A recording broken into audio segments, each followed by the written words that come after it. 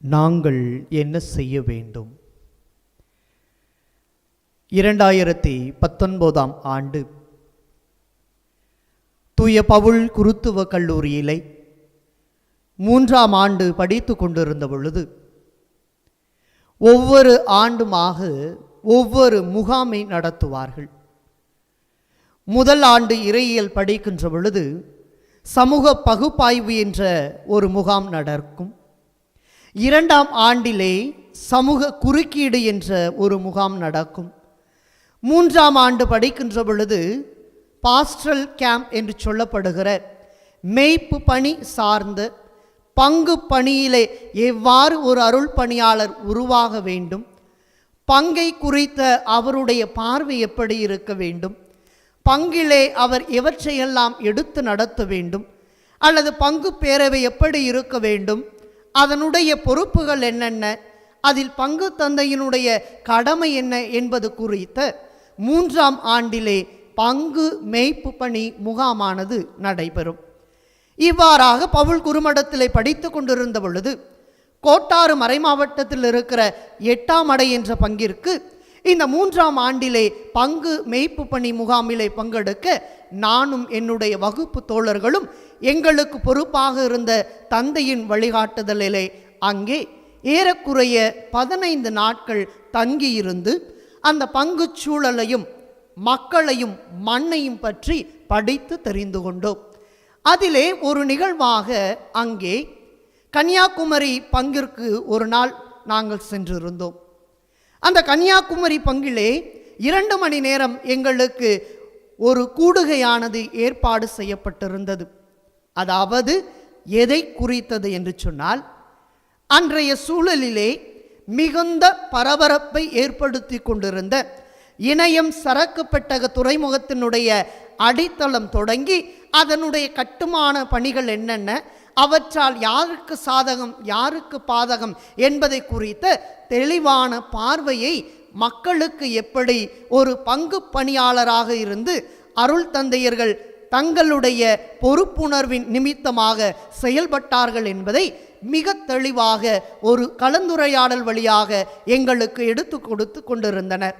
அப்போது அந்த பங்கினுடைய பங்கு தந்தையாக இருந்தவர் எங்களுக்கு இந்த சூழலையெல்லாம் விளக்கி கொண்டிருந்த பொழுது அவர் இப்படியாக இறுதியிலே சொன்னார், நாங்கள் இது வந்தால் என்ன நடக்கும், இதனுடைய பின்னணி என்ன, இவற்றால் யார் பயன்பெறுவார்கள், யார் பயனற்றவர்களாக மாறிப்போவார்கள், வாழ்விடம் எப்படி மாறிப்போகும், வாழ்க்கை சூழல் எப்படி தடமாறி போகும், இதனால் மீனவர்களுக்கு நடைபெறக்கூடிய துரோகங்களும் துயரங்களும் என்னென்ன என்பதையெல்லாம் நாங்கள் சொன்ன பொழுது அங்கிருந்த சிறுவர் தொடங்கி பெரியவர் வரை எங்களிடத்தில் கேட்ட ஒரே ஒரு கேள்வி இதுதான், ஃபாதர், நாங்கள் என்ன செய்ய வேண்டும் என்பதுதான்.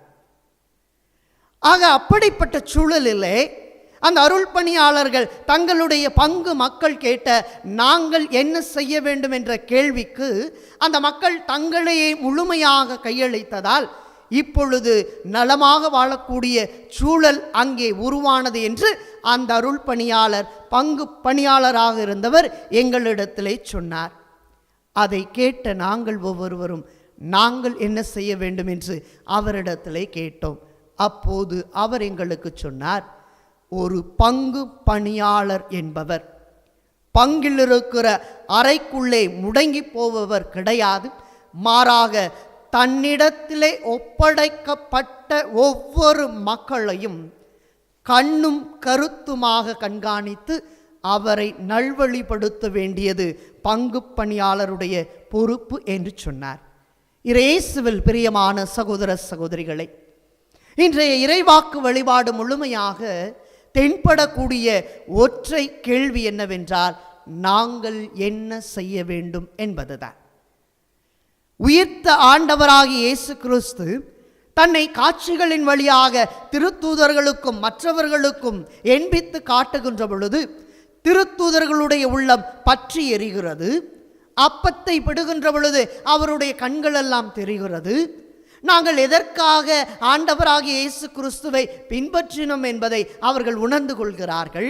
பழைய பாவ வாழ்க்கைக்குள்ளே மீண்டுமாக மூழ்கி போய்விடாமல் மீண்டு எழக்கூடிய வல்லமையான வாழ்வுக்குள்ளே அவர்கள் தங்களை ஒப்பு கொடுத்து ஆவிக்குரிய மூழ்குதலிலே அவர்கள் தங்களை இணைத்துக் கொள்கிறார்கள். இயேசு கிறிஸ்து எதை கற்றுக் கொடுத்தாரோ அந்த கற்றுக் கொடுத்த போதனைகளை மக்களுக்கு கொண்டு செல்வதற்காக தூய ஆவியினுடைய பொழிவை அவர்கள் அங்கே பெறுகிறார்கள். இப்படியாக இயேசு கிறிஸ்துவனுடைய வார்த்தையை வாழ்வாக்கக்கூடிய துணிவையும் தைரியத்தையும் அங்கே தூய ஆவியினுடைய ஆற்றலாலே திருத்தூதர்கள் பெற்று அதை மக்களுக்கு எடுத்து செல்லுகின்றனர்.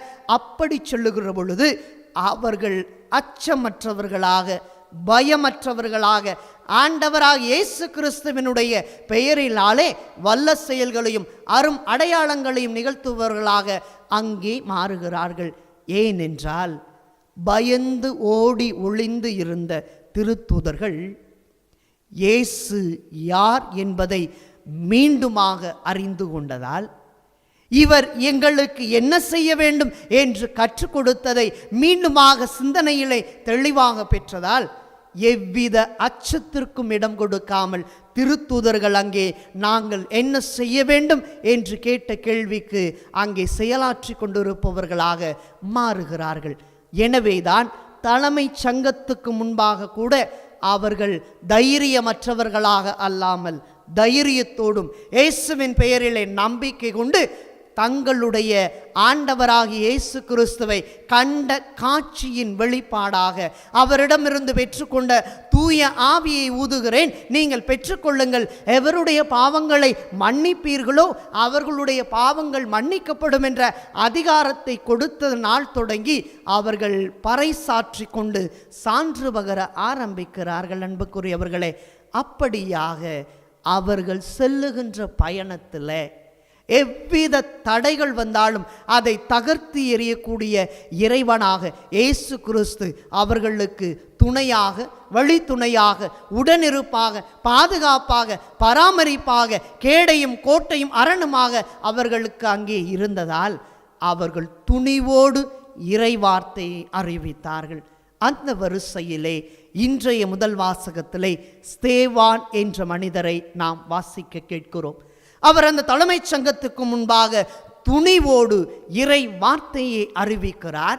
துணிவோடு ஆண்டவருடைய செய்தியை அவர்களுக்கும் மக்களுக்கும் எடுத்துரைக்கிறார். அப்போது இன்றைய முதல் வாசகத்திலே பார்க்கிறோம், ஆண்டவருடைய பெயராலும் அவர் மீது நம்பிக்கை வைத்ததாலும் அவர் வழியாக தூய ஆவியினுடைய வல்லமையை பெற்றதாலும் அவர் இவ்வாறாக செயல்படுகிறார் என்ற ஒரு சொல்லாடலை அங்கே நாம் பார்க்கிறோம். எப்படி இந்த அளவு துணிவு மிக்கவராக அவர் மாறினார் என்று சொன்னால், திருத்தூதர்கள் வழியாக நாங்கள் என்ன செய்ய வேண்டும் என்ற கேள்விக்கு பதில் கொடுத்தவராக அங்கே ஸ்தேவான் இருக்கிறார். ஆனால் இந்த ஸ்தேவானை விசாரிக்கிற அந்த குழுமம் முழுவதும் என்ன செய்தார்கள் என்று சொன்னால், செய்யக்கூடாததை அங்கே ஸ்தேவானுக்கு செய்கிறார்கள். இதுதான் ஒரு முரண்பாடு. செய்ய வேண்டியது எது என்று இயேசு கட்டளையிடுகிறார், அதை திருத்தூதர்கள் செய்கிறார்கள். அதையே படிப்பினையாக மற்றவருக்கு கொடுக்கிறார்கள். அதை யாரெல்லாம் பயிற்சி பெற்று ஏற்று நடக்க விரும்புகிறார்களோ அவர்கள் நாங்கள் என்ன செய்ய வேண்டும் என்ற கேள்விக்கு மிக தெளிவாக பதில் கொடுக்கிறார்கள், ஸ்தேவானை போன்று. ஆனால் ஸ்தேவானை குற்றவாளி கூண்டிலை நிறுத்த விரும்புகிற தலைமை சங்கத்தினரும் அங்கே இருந்தவர்களும், இயேசுவுக்கு எதிராக சூழ்ச்சி செய்தவர்களும், இயேசுவை அரசியல் கொலையாக கொன்றவர்களும், இயேசுவினுடைய உயிர்ப்புக்காக பயந்து கொண்டிருந்தவர்களும் என்ன செய்கிறார்கள் என்றால், செய்யக்கூடாத செயலை அங்கே செய்வதை தான் இன்றைய முதல் வாசகத்திலே நாம் வாசிக்கிறோம். அப்படி என்றால் எவை எவை செய்யக்கூடாதவை? தூண்டி விடுவது, பொறாமை கொள்வது, தடுத்து நிறுத்துவது, பொய் சான்று உரைப்பது, பழித்துரைப்பது, சொல்ல விரும்பாத சொற்களை எல்லாம் சொல்வது, கொலை செய்ய திட்டம் தீட்டுவது, இறுதியாக தங்களுடைய அதிகாரத்தை தவறாக பயன்படுத்துவது. இதைத்தான் அங்கே ஸ்தேவானுக்கு அவர்கள் செய்தார்கள் என்பது இன்றைய முதல் வாசகத்தினுடைய சுருக்கமாக இருக்கிறது. அன்புக்குரியவர்களே, இன்றைய நற்செய்திக்கு வருகின்ற பொழுது இயேசு கிறிஸ்து மிக தெளிவான ஒரு பார்வையை அந்த மக்களுக்கு வழங்குகிறார். என்னவென்றால், 5000 பேருக்கு இயேசு கிறிஸ்து என்ன செய்கிறார்? உணவு கொடுக்கிறார். 5 அப்பங்களையும் 2 மீன்களையும் வைத்து 5000 பேருக்கும் அதற்கு மேற்பட்ட மக்களுக்கும் அங்கே புல்தரையிலே அமர்ந்தவர்களுக்கு உணவு கொடுக்கின்ற பொழுது 200 தெனாரியத்திற்கு கூட வாங்கி வந்தாலும் இவர்களுக்கு பத்தாதே என்று சொல்லுகிற திருத்தூதர்களுடைய வார்த்தைகளை மீறி அவர் அங்கே அரும் அடையாளம் செய்கிறார் என்று சொன்னால், மக்களுடைய மனநிலையை மிக தெளிவாக இயேசு புரிந்து வைத்திருந்தார் என்றுதான் சொல்ல வேண்டும். அந்த உணவளிப்பும் பகிர்ந்தளிப்பும் அருள் அடையாள கொண்டாட்டமும் அங்கே முடிவுற்ற பின்பு சீடர்களும் இயேசுவும் எங்கே செல்கிறார்? கபர்நாகுமுக்கு செல்லுகிறார்கள். நன்றாக இந்த நற்செய்தி பகுதியை உன்னிப்பாக கவனித்து பயணியுங்கள். இயேசு ஒரு சமூக கூட்டத்தை, அந்த மக்கள் கூட்டத்தை என்ன செய்கிறார் என்று சொன்னால், எனக்கு உரியவர்களாக அவர்கள் இருக்கிறார்களா அல்லது அவர்களுடைய தேவைகளை நிறைவேற்றுபவர்களாக அங்கே அவர்கள் இருக்கிறார்களா என்று சோதித்து பார்க்கிறார். ஏனென்றால் அன்புக்குரியவர்களே, இன்றைய நற்செய்தியினுடைய தொடக்கத்திலே இயேசு மிக அழகாக சொல்லுகிறார், நீங்கள் என் அரும் அடையாளங்களை, அதாவது நான் செய்த எல்லா விதமான அரும் அடையாளங்களை கண்டதால் அல்ல, மாறாக வயிறார உண்டதால் நீங்கள் என்னை தேடுகிறீர்கள் என்று இயேசு சொல்லுகிறார். இயேசுவில் பிரியமானவர்களே, நீங்களும் நானும் இன்றைய நாளிலே ஆண்டவரை எதற்காக தேடுகிறோம் என்பதை சற்று ஆழமாக யோசித்து பார்க்க வேண்டும். ஆலயத்திற்கு சென்றால் அதிகாரம் கிடைக்கும், ஆலயத்திற்கு சென்றால் நமக்கு தேவையான பொறுப்பு கிடைக்கும், ஆலயத்திற்கு சென்றால் நாம் நம்முடைய வைராக்கியத்தோடு வாழலாம், ஆலயத்திற்கு சென்றால் நாம் காலரை தூக்கிவிட்டு நடக்கலாம், ஆலயத்திற்கு சென்றால் என்னால் தான் எல்லாம் நடக்கிறது என்று சொல்லி ஒருவித மம்மதையோடு நடக்கலாம் என்று ஒரு சிலர் நடந்து கொண்டிருக்கின்றோம். அப்படி நடக்கக்கூடிய காரியமெல்லாம் இன்று இயேசு கேட்பது போல, வயிறு நிறைய உண்டதால் நீங்கள் என்னை தேடுகிறீர்கள் என்பதற்கு சமம். ஏனென்றால் வயிற்று பசிக்காக நிறைவான உணவு கிடைக்கும் என்றுதான் இயேசுவை தேடி வந்தார்களே ஒழிய, அவர்கள் இறை வார்த்தையை எங்களின் உணவு என்று அவர்கள் அங்கே தேடி வரவில்லை. அப்படிப்பட்ட மனநிலையில்தான் அதிக நேரங்களிலே நாம் ஆண்டவரை ஆலயத்திற்கு தேடி சொல்கிறோமோ என்ற வருத்தம் எனக்குள்ளே ஆழமாக இருக்கிறது அன்புக்குரியவர்களே. ஏனால் இன்று நடக்கக்கூடிய இந்த செயல்பாடுகளை எல்லாம் பாருங்களே, இந்த சாத்தானின் ஆதிக்கம் நிறைந்த இந்த சமூகத்திலே, இந்த உலகத்திலே நாம் ஆண்டவருக்கு கணக்கு பார்க்கிறோம். 1 மணி நேரம் பூசை வச்சு முடிச்சுட்டு போக வேண்டியதானே, இந்த சாமியார் ஏன் போட்டு வலன்னு இழுத்துக்கிட்டு இருக்கிறார்? சில பேர் அறிக்கை வாசிக்க ஆரம்பித்தோன்னே இவன் அப்பிட்டு ஆயிடுவான், வெளியில் போயிடுவான் அவன்பாட்டுக்கு எழுந்திரிச்சு. அதே மாதிரி பிள்ளைங்களை மறைக்கல்விக்கு அனுப்பி வைங்கன்னா, ஃபாதர் 1/2 மணி நேரத்தில் முடிச்சிருவீங்களா ஃபாதர்? அங்கே 3 மணி நேரம் உட்காந்து படம் பார்த்துக்கிட்டு இருப்பான். இடையில ஸ்நாக்ஸ் வேறு, எந்திரிச்சு போகக்கூட முடியாமல் கொண்டு வர சொல்லுவான். ஸ்நாக்ஸை உட்காந்து சாப்பிட்டுக்கிட்டே படம் பார்ப்பாங்க.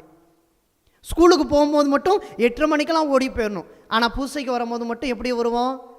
இப்போ தானே வாசகம் முடியுது, சாமியார் பிரசங்கத்தை முடிக்கிட்டான் அப்புறம் போவான் என்று இந்த உலகத்தோடு ஒட்டி வாழ்வதால் எது இந்த உடலுக்கு நிறைவு கொடுக்குமோ அதை தேடி தேடி அலைகிறோம். எனவேதான் ஆண்டவரை தேடாத மக்களாக நாம் மாறியிருக்கிறோம் என்று இன்றைய நற்செய்தியின் வழியாக இயேசு கிறிஸ்து நமக்கு சொல்கிறார் அன்புக்குரியவர்களே. ஆனால் நாங்கள் என்ன செய்ய வேண்டும் என்று அந்த மக்கள் இயேசுவை பார்த்து கேட்டது போன்று இந்த பலிபூசை முழுவதுமாக, இந்த பலிபூசை முடிந்த பின்பாக நம்முடைய வாழ்க்கையில் நாம் கேட்க வேண்டிய கேள்வியும் இதுதான். இதற்கான பதில் என்ன? அதைத்தான் இப்பொழுது நாம் பார்ப்போம். நாங்கள் என்ன செய்ய வேண்டும் என்று இயேசுவிடம் கேட்ட அந்த மக்களுக்கு இயேசு என்ன சொல்லுகிறார்? கடவுளிடமிருந்து வந்தவரை, கடவுள் அனுப்பியவரை நம்பி அவர் சொல்வதை செய்யுங்கள் என்பதுதான் நற்செய்தியிலிருந்து நாம் பெறுகிற இறை செய்தியாக இருக்கிறது. அதை 5 வகையாக நான் பிரித்து விடுகிறேன். 1, என்ன செய்ய வேண்டும் என்பதற்கு நாம் கொடுக்க விரும்புகிற அல்லது நாம் கொடுக்க நினைக்கிற அல்லது நாம் கொடுக்க வேண்டிய பதில் எவ்வாறாக இருக்க வேண்டும் என்றால், முதலாவதாக ஆண்டவரை தேட வேண்டும். கொலோசியர்கள் எழுதிய திருமுகம் 1ஆம் அதிகாரம் 10வது இறைவார்த்தையிலே பார்க்கிறோம்.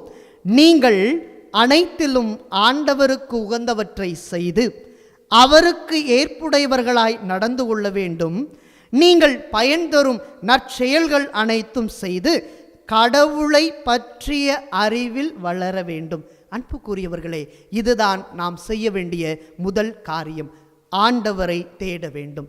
இரண்டாவதாக, ஆண்டவரில் புது படைப்பாக மாற வேண்டும். இதைத்தான் கொரிந்தியருக்கு 2 திருமுகம் 5 அதிகாரம் 17 இறைவார்த்தைகளை பார்க்கிறோம். ஒருவர் கிறிஸ்துவோடு இணைந்திருக்கும் போது அவர் புதிதாக படைக்கப்பட்டவராய் இருக்கிறார். பழையன கழிந்து புதியன புகுந்தன அன்றோ. எனவே யாரெல்லாம் இயேசுவை கண்ணார கண்டு அவருக்கு உரியவற்றை தேட முற்படுகிறோமோ அவர்கள் இரண்டாவதாக என்ன செய்ய வேண்டும் என்றால் கிறிஸ்துவுக்குள் இணைந்து புது படைப்பாக மாற வேண்டும். இதை எப்படி புரிந்து கொள்வது? நாம் செய்கிற பாவங்கள், குற்றங்கள், குறைகள் இவற்றிலிருந்து மாறினாலே போதும், நாம் புது படைப்பாக மாறிவிடுவோம். அன்புக்குரியவர்களை, மூன்றாவதாக என்ன செய்ய வேண்டும்? கடவுளுக்கு பணிந்து வாழ வேண்டும். இதைத்தான் யாக்கோபு புத்தகம் 4 அதிகாரம் 7 இறைவார்த்தைகளை பார்க்கிறோம். கடவுளுக்கு பணிந்து வாழுங்கள், அழகையை எதிர்த்து நில்லுங்கள், அப்போது அது உங்களிடமிருந்து ஓடி போகும் என்று யாக்கோபு சொல்லுகிறார். அதாவது பணிந்து நிற்பது இன்றைய சமூகத்திலே, இன்றைய உலகத்திலே யாருக்கு நாம் பணிந்து நிற்கிறோம்? பணத்துக்கும், பதவிக்கும், பட்டத்திற்கும், அதிகாரத்துக்கும், ஆணவத்துக்கும், அகந்தைக்கும், நாம் செய்கிற சிற்றின்ப செயல்பாட்டுக்கும் பணிந்து இருக்கிறோம்.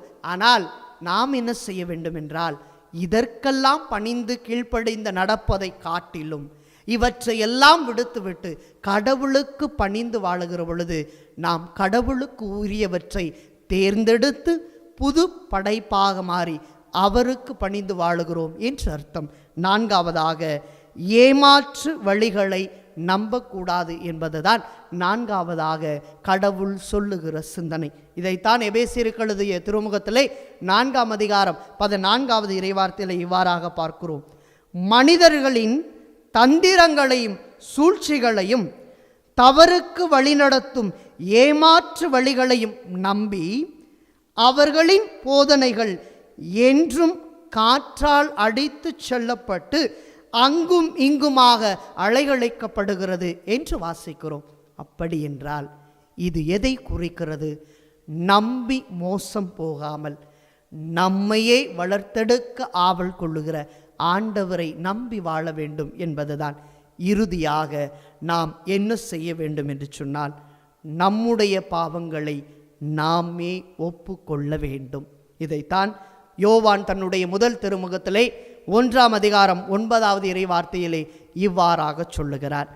நம் பாவங்களை நாம் ஒப்புக்கொள்வோம் என்றால் கடவுள் நம் பாவங்களை மன்னித்து குற்றம் அனைத்திலிருந்தும் நம்மை தூய்மைப்படுத்துவார். ஏனெனில் அவர் நம்பிக்கைக்குரியவர், நேர்மையாளர் என்று பார்க்கிறோம். இயேசுவில் பிரியமான சகோதர சகோதரிகளை, அந்த மக்களை போன்று வயிறார உணவு உண்டதால் ஆண்டவரை நாம் தேடிச் சொல்கிறோமா? அல்லது உண்மையான இறை வார்த்தையின் மீது பசித்தாகம் கொண்டவராக ஆண்டவரை தேட போகிறோமா என்பது அவரவர் கையில் இருக்கிறது. இதைத்தான் இன்றைய நாளிலே கடவுள் உங்களுக்கும் எனக்கும் இறை செய்தியாக வெளிப்படுத்துகிறார். அன்புக்குரியவர்களை, சிந்தித்து பார்ப்போம். ஆண்டவருடைய ஆசீர் என்பது அல்ல பெரியது. ஆண்டவருடைய இரக்கம் என்பது நாம் நினைப்பதற்கு மேலானது. ஆண்டவர் கொடுக்க விரும்புகிற மன்னிப்பு என்பது நாம் எண்ணத்திற்கு அப்பாற்பட்டது. ஆண்டவருடைய உடனிருப்பு என்பது நம்முடைய வரையறைகளை கடந்து தாண்டி நிற்பது என்பதை இயேசு இந்த உயிர்ப்பின் காலங்களுக்கு மிக உன்னிப்பாக நம்முடைய வாழ்க்கையிலே எடுத்து காட்டி கொண்டிருக்கிறார். நாமும் நம்முடைய வாழ்க்கையிலே அந்த மக்களை போன்று என்ன செய்ய வேண்டும் என்று கேட்டோம் என்றால் ஆண்டவர் கொடுக்கிற செய்தி இதுவாகத்தான் இருக்கிறது. சீராக் புத்தகம் 2 அதிகாரம் 6 இறை வார்த்தையில் இவ்வாறாக பார்க்கிறோம். ஆண்டவரிடம் பற்றுறுதி கொள், அவர் உனக்கு துணை செய்வார். உன் வழிகளை சீர்படுத்து, அவரிடம் நம்பிக்கை கொள். ஆமீன்.